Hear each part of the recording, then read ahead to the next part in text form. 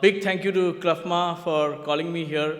I've been traveling, so it's not that this is my first engagement outside of having been through COVID, but first really big event. So thank you. And it is so nice to see people who are in the industry, because you generally go to seminars, you go to places, and you find there are people who probably don't have much to do with that industry. And since yesterday, I've been meeting everybody. My friend Balram told me that this is probably 80-90% of the entire feed industry that is here today. So again, thank you, and let me start with a small joke. I know I'm going to consume time. You can start the clock, by the way. But the reason is that I know I'm sitting between all of you and lunch. And, we've all heard the story of Androcles and the lion. Androcles was fed to a lion. The lion left him away. And that was because the lion remembered that Androcles had taken a thorn out of his paw.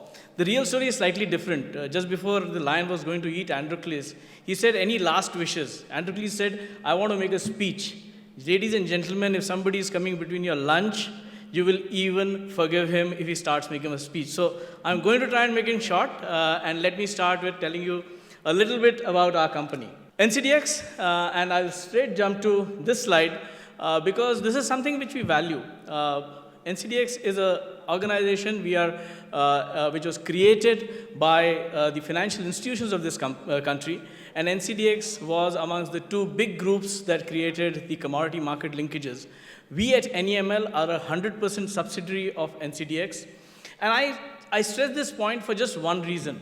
When you're dealing on a platform, you don't want the platform to have a view on the price. And as an institutionally led organization, we never trade on any commodity. We don't have a position in any commodity. And therefore, may not sound right, but I really don't care if the price goes up or down, as long as it's a fair price. And that's why this is an important aspect which we cherish. Long journey, but I will just point out to two big events here. We went live in 2008. Somewhere around 2014 were these two big events. One was what we're calling the REMS there, and the other one you'll see somewhere mentioned NCDFI, which is what we partnered with. REMS is a 50-50 joint venture between NEML and Government of Karnataka. The entire 160 plus mandis of Karnataka have been modernized using the entire infrastructure put in there. And something which we keep talking but we think is maybe not achievable is mandi modernization is possible. And I know there is a lot of view on disintermediation, and I always take the example of securities markets where I come from, that if you go back to when I started in 1994 and to today's efficiency, the efficiency is that every intermediary is charging wafer-thin margins. We have not become efficient because we've removed all the intermediaries, because you need intermediaries. They are important. They add liquidity.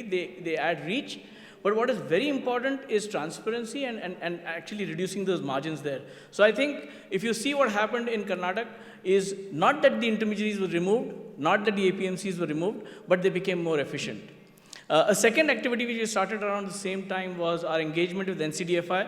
I'm going to talk about it a bit later because that's closer to this audience. Just one point here, I talked about our price discovery. Today we have more than 12,000 members enrolled on our platform, and I think that is the sort of depth and liquidity which we really cherish. Our reach, we are present in almost, and I was happy to see the maps which have been presented in this conference. We are almost in all those places which I think this industry is. We're not there in that extreme north belt. Unfortunately, we've not been able to do very good in Tamil Nadu, not very strong in the northeast. But most of the other places, we deal in almost all the commodities that you cherish, and we have a very wide connect with the market. So, and this is a little before, and thank you again, organizers. They were very kind enough to do a call with me to make sure that I really understood what was the concerns that we're talking of. I think, and I'll just go through some of these because I'm not going to be able to deal with or suggest anything on many of them. But the first one, of course, is that you are competing for the raw materials. Your 2 or 3 of your raw materials are actually a big sort of feed for some of the other industries. Ethanol production is probably taking away some of your raw materials. So you're competing for products in terms of your input side, and that is creating a pressure for you. Second, of course, there is the volatility piece. We are all talking about it, and I'll spend more time on that. The third one, and I think we spoke on one part, which is imports have been allowed, and I think we should all be happy about it. But Balram alluded to the fact that we still don't believe in any sort of GMO crop, and that still reduces our ability to import because, you may decide to import, but if you can't import anything that is a GMO crop, you're not going to be able to import from too many countries. So it's something which you still need to work on. Exchange rate, yes, again with the international linkages we have, but I think in a country like India, the financial markets have improved a lot, so you can, to some extent, hedge your exchange rate. And finally, again, frequent outbreak of disease, a lot been spoken about. So let me talk about these and talk about what we're talking in terms of futures contracts. Now, a futures contract is nothing but a promise that at a point of time in the future, I will do something. If I buy, I will pay you the money. If I sell, I will deliver the goods. Now, obviously, the big risk there is that I'm talking about future. Then A, is it absolutely undefined? In the regulatory regime, it is very defined. You have either a monthly contract or a 2-month expiry contract. That's the sort of length we have in India. Not very good. Sometimes you need larger tenors, but I think 1 or 2 months is also good. What happens on that day is really very important. On that day, the exchanges, the regulators have to ensure that the price of the futures contract and the price of the spot market converges.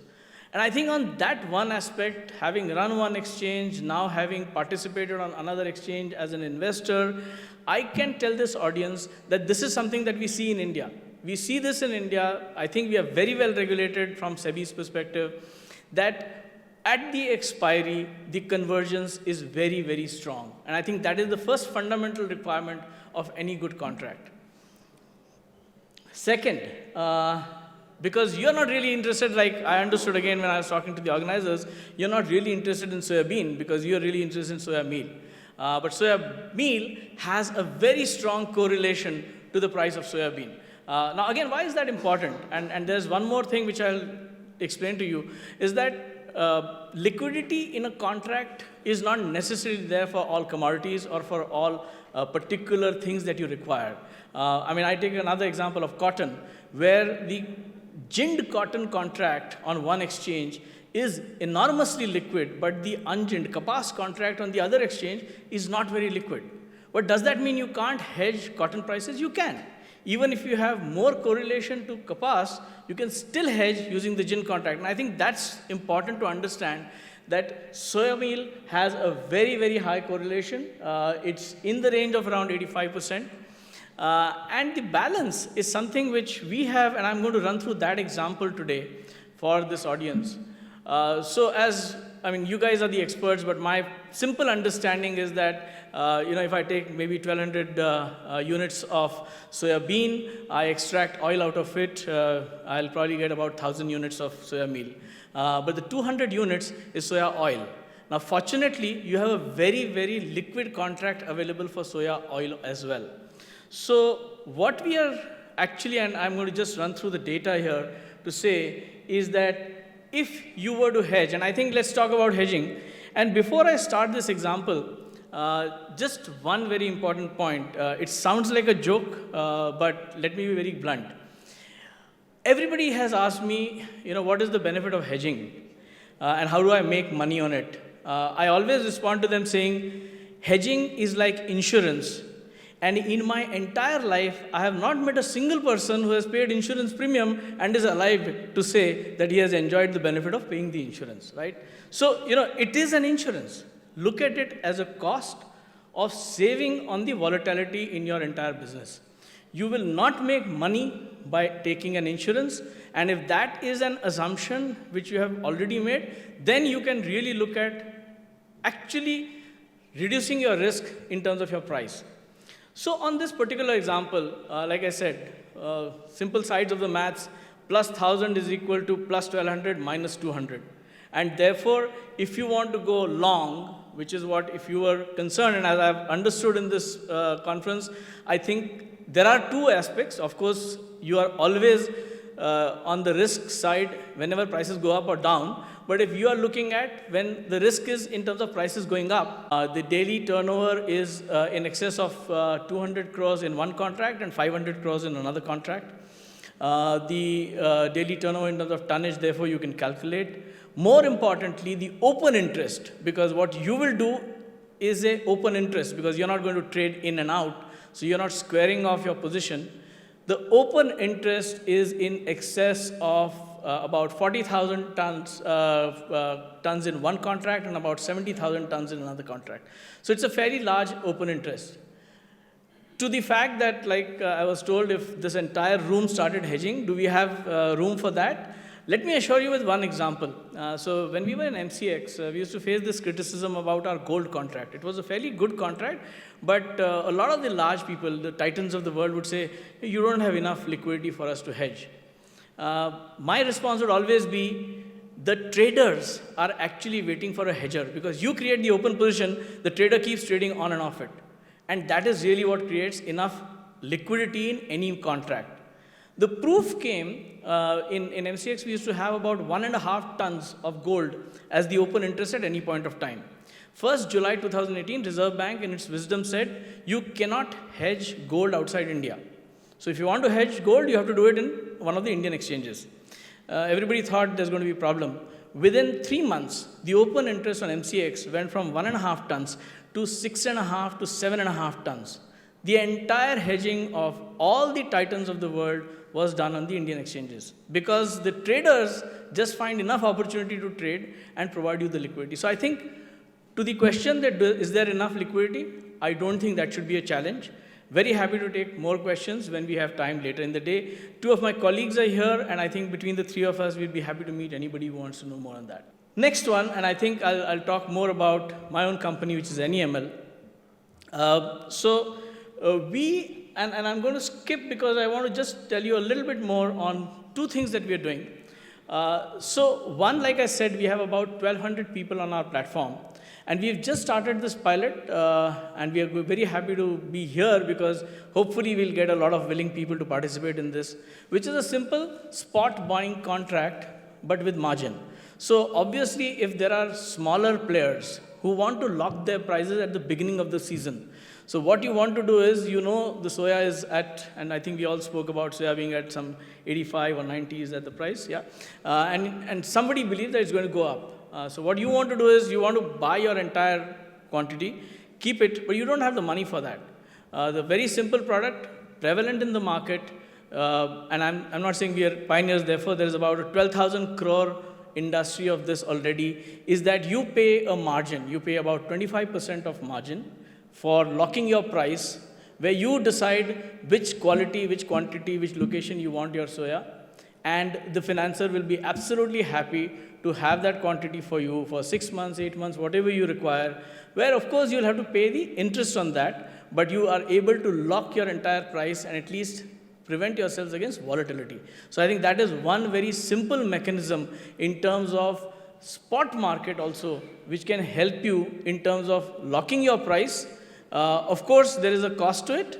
Again, as I mentioned, there's a cost, but it's locking the volatility and making that come down to zero. I think 2 things which we want to highlight here, and I said we'll talk about NCDFI. So NCDFI is the parent organization of all the dairies, the cooperative dairies in India. It is more like a step-down body to NDDB, which is the apex body for dairies in India. NCDFI partnered with us, and we have created for NCDFI what we call the NCDFI e-market. Our responsibilities there are that we enroll and onboard all the members who are needed to provide or buy commodities on that platform, the platform itself, and the entire settlement of the trade. So we make sure that there is 100% settlement. Just for the record, from inception till date, one on NEML's platform, it is a pure settlement-based platform. So exactly opposite to our parent, which is a derivatives platform, we are a 100% settlement-based organization platform. Every trade on the NEML platform has to mandatorily result in settlement. And our track record in terms of settlement is roughly, at this point of time, at about 98.7%, 99.7%. So with that, what we do for NCDFI is that we would enroll members, make sure that there is adequate interest in every commodity. And the journey has been very interesting. NCDFI, when we started, there was a lot of surplus, and in the dairy industry, and you guys are associated with it, the surplus really comes from the skim milk powder. So they thought it's a good way to start enabling our dairies to sell their skim milk powder, because that's something which you produce at one point of time, it's stored, it's sold all through the year. So they started selling SMP on our platform and butter. So SMP and butter were the first two commodities. Seeing the success of the platform, between the two of us, we realized that you can actually source everything on the platform. As a dairy, they are sourcing DORB, maize, everything which you guys are also sourcing and consuming. Today on the NCDFI e-market, 102 commodities are actually being traded. Our turnover last year crossed about 3,500 crores. This year we expect to roughly double that turnover. We are present in almost every state in India, and almost all the large cooperative dairies are present on our platform. So what they've been doing is, we started, like I said, with SMP, but they went into the entire feed segment. From there, they also do the packaging. So as we all know, dairy needs a lot of packaging material, because you're putting it in a carton, you're putting it in pouches. All of that is also sourced on the NEML platform. So what the platform does, it gives a very, very transparent price discovery mechanism. Because of our reach, we are absolutely able to ensure fulfillment of all the contracts. And because of the fact that we are an institutional organization which honors and makes sure that settlement really works almost as if we were an exchange, you really don't have any issues in terms of counterparty risk. So one of the things which we thought when we started will be a big issue is, will a supplier actually come in if the buyer says he's not going to give a margin? On our platform, both buyer and supplier pay margins. So we actually have people who are selling on the platform and yet pay a margin because they get the comfort of non-repudiation of trades. So that's what we've done, like I said, in NCDFI. This is the extent of membership. The screen wasn't really big enough to accommodate all the 100 plus commodities that are currently being traded and sourced. And this is the sort of entire end-to-end thing that we are doing on the NCDFI platform. So we actually start with dairy products. People are also sourcing their warehousing requirements, their packaging material. Then they realized that a lot of dairies are making ice cream, so sugar started getting sourced on this platform. Scrap is being sold through this platform and gunny bags and similar material is something which is a big scrap that is being sold in this platform. So each of these offers an opportunity for both sourcing as well as selling. With that, I'm going to just come to two things for this audience, which I want to leave you with. The first one is that I think fundamentally, and I think Chandrasekhar ji, thank you for reminding us of our history of 20 years. I have one request because, I'm also back at a conference after a very long time. And I tell everybody who's in a conference that, of course, there's a huge social need for having a conference of this type. I don't deny that. But I think we would do a disservice to ourselves if next year and the year after and the next year, I could still make a presentation on price volatility and all of you were listening to the same example. So I think we owe it to all of us to see if something is really good. Let us see if we have made some progress when we meet the next time. Not a member of the association, but I'll be very happy to come next time as well and maybe hear about some people who think volatility in prices can be managed. So that is my first takeaway. And the second larger one to this, again, and I've spoken to your chairman as well as to some of your committee members, what we've done for NCDFI is something which we can replicate for CLFMA. So look at it not just as an opportunity to engage with your entire brethren facilities in terms of creating a platform which is meant for you, which runs for your requirements, but also maybe as a revenue for the organization itself, because NCDFI e-platform is profitable. With that, gentlemen, ladies, thank you. Very happy to take questions, and thanks a lot.